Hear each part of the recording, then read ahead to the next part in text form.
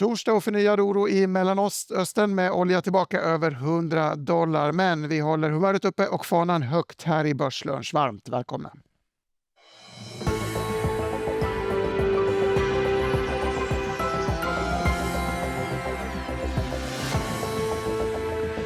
Det står den 12 mars i kalendern. Börsen håller också humöret uppe. Index är upp 0,2%. Här i studion håller vi humöret uppe tillsammans med Mats Nyman, placeringsstrateg på Handelsbanken, och Marcus Svedberg. Vad ska vi säga om börshumöret så här långt? 10-12 dagar in i krisen. Jag tycker att det har hållit emot förvånansvärt väl. Och det är nog för att man tror fortfarande lite på den här taco-traden. Marknaden har liksom prisat in redan från början. Det kan man se på terminsprissättningen på oljemarknaden till exempel. Att det här förväntades inte bli något långvarigt krig. Det förväntades bli väldigt snabbt, precis som Trump lovade först att det skulle bli. Sen har det svajat lite fram och tillbaka. Och det blir gradvis, tycker jag, mer uppenbart att det var lätt att starta krig, men det är inte lika lätt kanske att avsluta det. Dina reflektioner på både lätt att starta och inte lätt att avsluta, och alla vet att man ska köpa dippen, så då blir det ingen dipp. Ja, just det. Nej, men jag håller med. Samtidigt så har ju Trump gjort det lätt för sig. För han kan hitta på vilken ursäkt som helst för att avsluta kriget. Han kan säga att vi har vunnit, vi har uppfyllt några mål. Även om det är oklart vilka målen är, så kan han säga det och hans väljare kommer köpa det. Så på sen har han ju startat någonting i Mellanöstern som kommer bli extremt svårt och komplicerat att avsluta. Men den väpnade konflikten, den tror jag han kan avsluta när han känner för det. Köpa dippen, ja, det är så många dippar. Och jag håller med om att den totala marknadsreaktionen har inte varit så stor, förvånansvärt liten kanske, men oljepriset har ju rört sig väldigt, väldigt mycket, både uppåt och neråt, och det är det som marknaden handlar på. Det finns ju massor med parametrar att förhålla sig till med det här kriget i Mellanöstern, men för marknadens perspektiv så börjar och slutar det med oljan och gasen. Så det är den som man måste förhålla sig till. Och den marknaden har fungerat ganska dåligt. Tittar man i måndag så hade vi de största rörelserna intradag någonsin, rätt till dollar, mellan 84 till 120, och så stängde man på 90, och jag har läst att en del oljehandlare säger att spreaden som mest var liksom $10, alltså nästan 10% mellan köp och säljkurs ibland. Och det är inte en marknad som fungerar.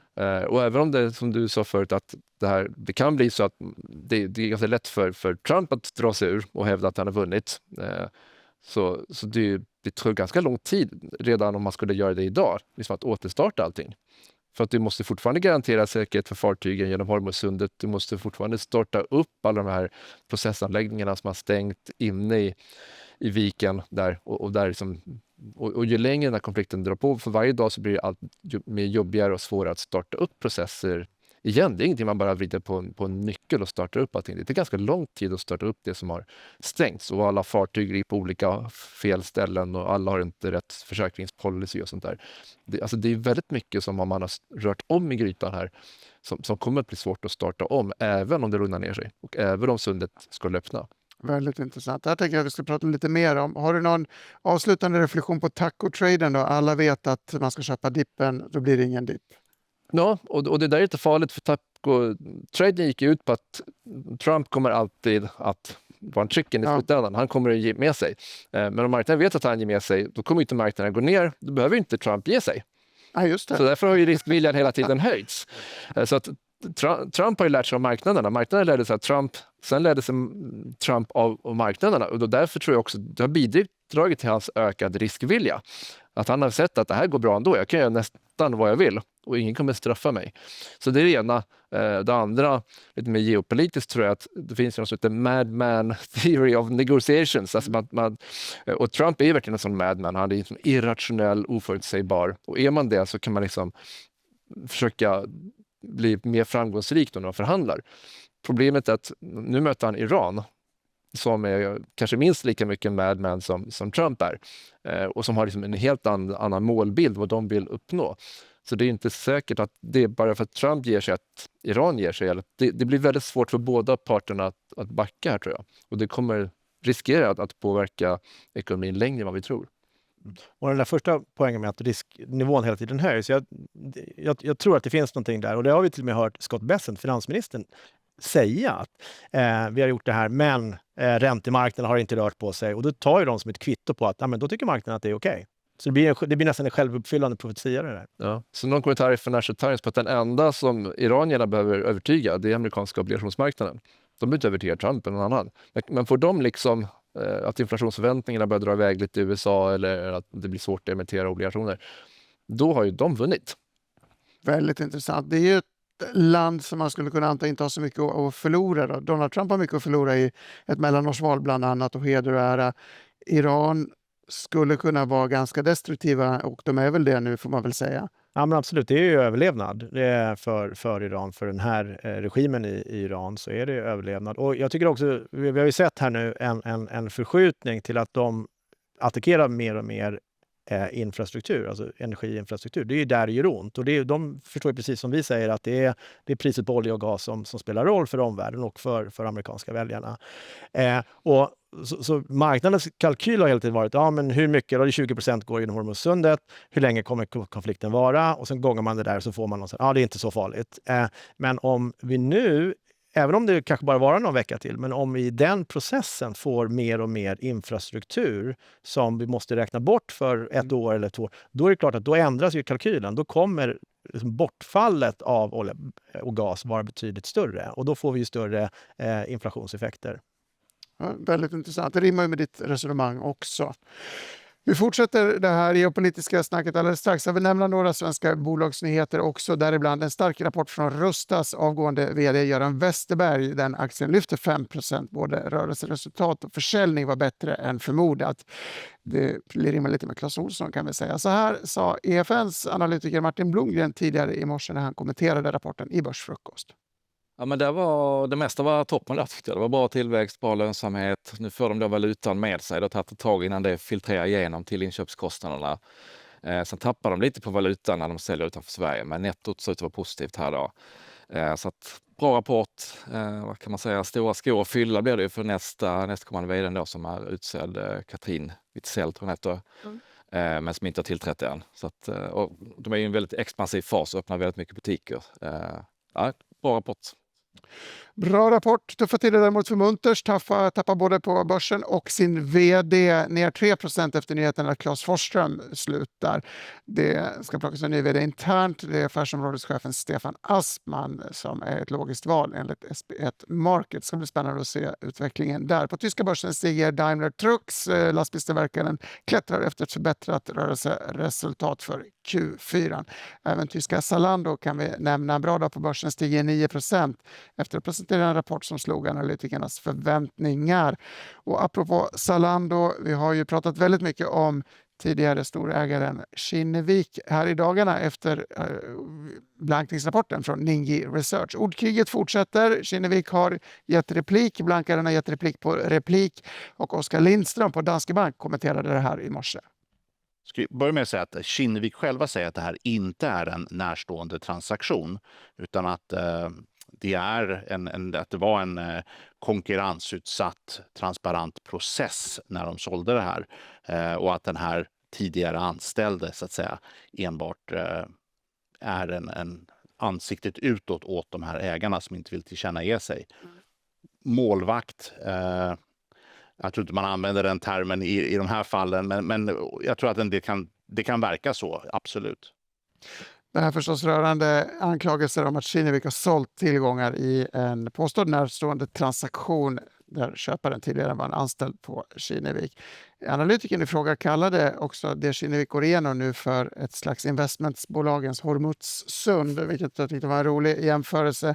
Innan vi går tillbaka till sundet och geopolitiken, du har varit i Luxemburg på studieresa och träffat andra chefsekonomer. Hur är stämningen och hur är liksom Europa-självförtroendet bland kollegorna? Ja, nej, men det sammanföll med att kriget bröt ut, så det var givetvis väldigt mycket prat om det. Men även en hel del tittar inåt på unionen och hur det går för Europa och hur Europa mår och så vidare. Och jag skulle säga att förvånansvärt konstruktivt och optimistiskt. Europa har ju varit lite slag på sig under ganska många år. Dålig produktivitet, lägre tillväxt än USA och så vidare. Och alla de här problemen med geoekonomi och med Trump och så vidare. Nej, men nu tycker jag att man har hittat sin väg lite grann och vet åtminstone vad man borde göra. Alltså mer investeringar och här lutar man sig ganska mycket på att man ändå lyckas komma överens kring försvarsinvesteringar och så vidare. Tillväxten har ju hållits uppe något så när. Lägre än USA men ändå hyfsad givet all motvind. Man vet att man ska förenkla, man vet att man ska göra liksom mer av Europa. Så ja, men positivt och liksom en agenda framåt. AI-investeringar, väldigt mycket prat om det. Sen är ju sårbarheten fortfarande energiimporten. Och det är liksom, Europa har ju förflyttat sig. Mindre energiberoende, så har man ju flyttat från Europa och mer beroende på USA och Norge och så vidare. Så det har ju varit rätt sak. Men så kommer ju det här igen då. Så är man återigen beroende av omvärlden för sin energi. Och här finns det dessutom en länk till AI. Det är ju inte bara tillgången på energi, utan även priset på elektricitet. I genomsnitt 3 gånger högre elpriser i Europa än i USA. Det är klart att då är det tufft att vara konkurrenskraftig med USA. Men överlag, det finns problem, men överlag tycker jag ändå var liksom förvånansvärt positivt. Vill du reflektera över det, Mats? Man kan väl också lägga till fondflödena på vår jord känns väl som väldigt pro-Europa just nu och ut ur USA. Ja, man har ju haft en period där man har hoppats på USA eller på Europa och trott på det. Men jag håller med dig, jag är väldigt oroad över det här energiberoendet, och det är både beroendet av importerad energi i form av inte minst gas. Då. I Sverige tänker vi inte så mycket på gas för att vi har inte så mycket liksom, gasberoende, men i Tyskland till exempel och stora delar av Centraleuropa är man extremt beroende av gas. Och dessutom har man ju, inte minst i Tyskland, då byggt sig ganska fast i också där med hållbar energi, alltså sol- och vindenergi, som påstås vara billigt. Och det är ju billigt när det blåser, men när det inte blåser eller solen inte skiner, då är priset alltså närmast oändligt. Du måste ju alltid ha en backup-kapacitet, och den är ju i stor utsträckning gasproduktion, för det är ganska snabbt att öka och minska gasturbinernas effekt då. Så det är det som går in, och då kommer man tillbaka till det här med gaspriserna, och det är också det som smittar av sig på svenska energipriser i slutändan. Det är ju tyska gaspriser. Kommer tillbaka till Hormuzsundet igen, men det skulle vi också. Ja, precis. Men det är lite roligt. Det är tragikomiskt kanske att Tyskland, när det begav sig förra gången, så slöt man ju faktiskt ett gasavtal med Qatar. Och nu har ju Qatar leveransproblem. Sen är ju Europa mer beroende av USA och Norge för sin gasleverans. Men priserna påverkas ju. Jag tror vi ska vara glada att det inte är smällkallt och vinter just nu. Absolut. Ja, det följer ju en elprischock för många efter den kalla vintern. Så i värsta fall så blir det en ny kall platå och sen en geopolitisk platå i prisbildningen. Vilket leder oss vidare till nästa tema. Det finns ju 2 stora krigsrisker. Vi pratade ju om problem, förstörd infrastruktur och att det kan dröja sig kvar längre än vad man kanske tror och vill. Det här är ju dels tillväxtdämpande med höga oljepriser, men det är framförallt inflationsdrivande. Hur riktig är den risken i dagsläget? Tycker det har skett en viss omprisning på räntemarknaden. Men tittar man på Sverige, så för 2 veckor sedan, om man hade suttit här då var ju implicit en halv räntesänkning från Riksbanken. Nu är det implicit en halv räntehöjning. Och tittar man på USA, så har man gått från 2 till 3 räntesänkningar. Så det har ju faktiskt lite gått åt andra hållet då. ECB från 3 till 2. Så det är samma trend där. Och samma trend i ECB kan jag tillägga. Där de har väl gått från en möjlig sänkning till en ganska säker höjning i juni väl? Ja. Men får man ju säga, allt det här bygger på då gör man något antagande kring hur länge det här påverkar, hur långt kommer den här oljepris- och gasprishöjningarna påverka, så får man räkna igenom det där sen. Och man får väl ändå säga, och viss ödmjukhet säga, att det är extremt osäkert, men risken är på uppsidan, för att det vi pratade om tidigare. Regeringen höjde ju igår sin inflationsprognos för Sverige med 0,1%. Jag har hittat lite grafer i mejlkorgen. Den här är lite svårläst, kommer från Bank of America, men visar väl att stora oljerusningar tidigare har följts av inflation. Vi ser oljan i den ljusrosa, liksom spetsiga kurvan, och inflationsmått i olika PCE-former. Men det måste till en beständig eller rejäl chock för att det ska göra avtryck. Det är inte säkert att det blir bestående. Nej, bestående, men det kommer ju gå igenom, och vissa delar går ju snabbare, som förstås med dieselpriser, men alltså det är ju så otroligt lätt att underskatta effekterna av oljeprisuppgångar, för det påverkar allt. Det påverkar liksom priserna på konstgödsel, och därmed påverkar priserna på livsmedel, det påverkar priserna på transport, långtradare och sådana saker. Och det går ganska snabbt. Sen tycker jag att vi i Sverige har ju den här väldigt speciella situationen nu, att 1 april så har vi en momssänkning. Och då är ICA-handlarna lovat att inte, och andra lovat att inte höja priserna som är i fusk sådär. Hur man ska hantera det nu om råvarupriserna stiger, Det blir väldigt intressant att se om de får be om någon slags undantagsklausul då. Eller så kommer de pressa sina underleverantörer ännu hårdare, som vanligt. Och sen, men inflationen får man kanske räkna någon tiondel högre inflation. Sen är frågan om centralbankerna kommer agera på det här. För jag tror att det är en tillfällig utbudsstörning, då kan de se igenom det. Då är vi tillbaka till det här team transitory som vi pratade om i USA för många år sedan. Ett ord att damma av alltså. Ja, men jag tror det. Den kan vi ta tillbaka in i. Men sen ska man också komma ihåg just med inflationen att vi kommer ju in igen, om vi jämför med till exempel med när kriget i Ukraina bröt ut. Då kom vi från då fanns det också liksom mycket stimulanser och så vidare. Vi hade redan ganska högt inflationstryck. Nu kommer vi från en period när det är ganska lågt inflationstryck, framförallt i Sverige. Så jag tror inte, marknaden räknar bort några räntesänkningar, men att tröskeln till exempel Riks att de ska höja räntan, den tror jag är ganska hög. Samtidigt om man tittar globalt så kanske inflationsförväntningarna kanske inte är fullt lika stabila som man trodde att de var, i alla fall före pandemin då. Och man har ju sett också att företagens prissättningsbeteende har ju ändrats. Och det vet vi inte riktigt hur snabba är de på bollen om deras kostnader stiger. Förut var man mer villig att absorbera därför att man trodde att det var tillfälligt.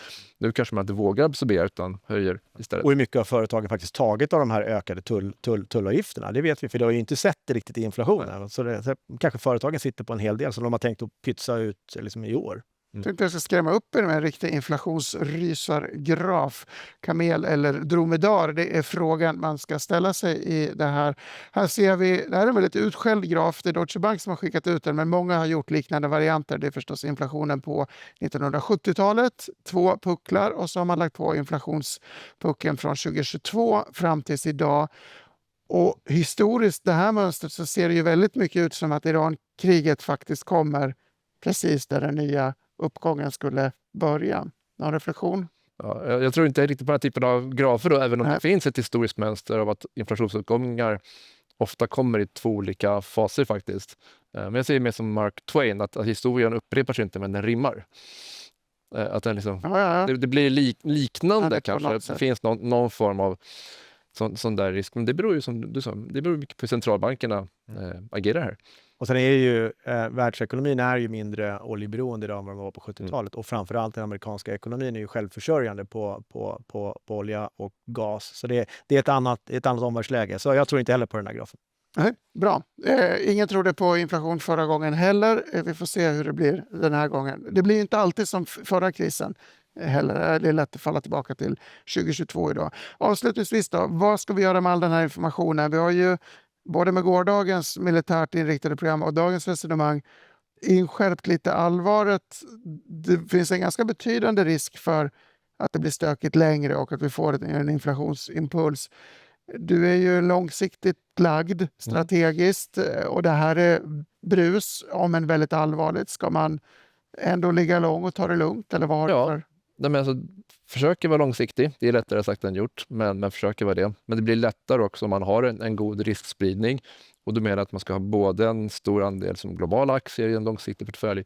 Man kan ha svenska aktier, man kan ha enskilda aktier.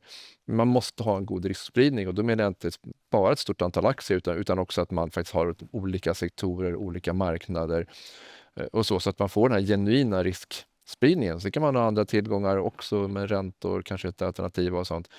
Men i grund och botten så tycker jag att en global fond, en bred global fond är alltid jättebra att ha i botten. Och jag har haft jättemycket diskussioner med rådgivare och med kunder senaste tiden som handlar om det med valutarisk. För nu har man ju sett att under väldigt många år så steg ju dollarn trendmässigt mot kronan. Och sen 1,5 år är det väl ungefär så har dollarn tappat igen då. Ska man verkligen ha utländska aktier och så har man pratat om AI och risken att USA-börsen är högt värderad. Men så fort det hände nu i Iran-kriget då, så har vi märkt att då är faktiskt dollarn återigen stärkts mot kronan. Och tittar man sen när kriget började så är amerikanska aktier plus något eller ganska nära nollan och svenska och europeiska aktier ner ungefär 5%. Så globala aktier ger en riskspridning och det är fel egentligen att prata om valutarisk från ett svenskt perspektiv. Man borde snarare prata om att kronan är en valutahedge. Det blir en automatiskt lite valutaskydd. För kronan är, när det händer sådana saker, då är kronan fortfarande en skvalpvaluta. Så att lägga alla äggen i svenska aktier, det blir för farligt. Nej, men jag håller med och jag tycker att sen kan man ju fundera på, alltså institutionella investerare, vi jobbar ju väldigt mycket med valuta, hedgar och så vidare. Men att ha en riskspridning, ha en bra procentsats i Sverige, men absolut inte hela portföljen i Sverige. Men då skulle vi investera i Sverige utifrån ett index, så skulle det vara 1% i Sverige. Och det är ju ganska lite. Men någonstans över 1% och kanske då snarare någonting tvåsiffrigt i Sverige låter väl rimligt. Allra sist, apropå riskspridning, om vi pratar sektorer då, pratar ibland om värde eller lågt värderade aktier visar vi momentum, alltså köpa det som går bra. Kort reflektion där. Nej, men det är viktigt att man håller isär om det lite. Många tittar ju på värde, men har alldeles för kort tålamod. Alltså både på enskilda aktier för marknader är stort. Så dels är det svårt att fastställa vad som faktiskt är billigt. För det som är billigt kan ju vara billigt av en anledning, som man säger. Och sen blir det som aldrig någonting med det. Så även där måste man liksom sprida sina risker. Och en riktig värdeinvesterare är ju jättelångsiktig. Alltså det är extremt få som klarar av det. Och det är ingen tillfällighet att Warren Buffett, han uppnådde sin liksom peak här liksom när han var närmare 100 år. Det tar tid. Han har en väldigt, väldigt speciell personlighet. Och det säger jag själv. Det är inte så att jag är smart, säger han, men jag har kanske mer tålamod än andra. Ett brittiskt tålamod fast han var amerikan. Ja, lite så. Och momentum då, allra sist, då ska man tugga i sig höga prislappar och fortsätta. Ja. Och det är lite det kanske vi sett på marknaderna i stort ändå. Det har ju varit ganska mycket momentum och det har varit mycket inflöden. Det är en väldigt likviditetsstyrd marknad, upplever jag det som. Och det har varit positivt. Den gången förr eller senare hamnar vi i en marknad där pengarna flödar ut istället. Så som vi sett på småbolag i Sverige de sista åren här då. Och då kan det gå åt andra hållet även lite bredare. Men jag tror inte att vi är där än. Det är när man verkligen hamnar i en lågkonjunktur då. Mats Nyman, stort tack för att du var med. Marcus Svedberg, allra sist, börsen vid årsskiftet, upp eller ner härifrån? Ja, men upp härifrån. Upp härifrån, och Börslunch fortsätter uppåt, vidare, framåt, tillbaka igen imorgon, fredag 11.45, precis som vanligt. Tack för att ni tittat.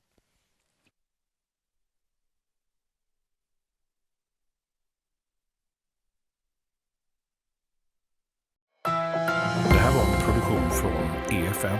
Ansvarig utgivare Anders Hägerstrand.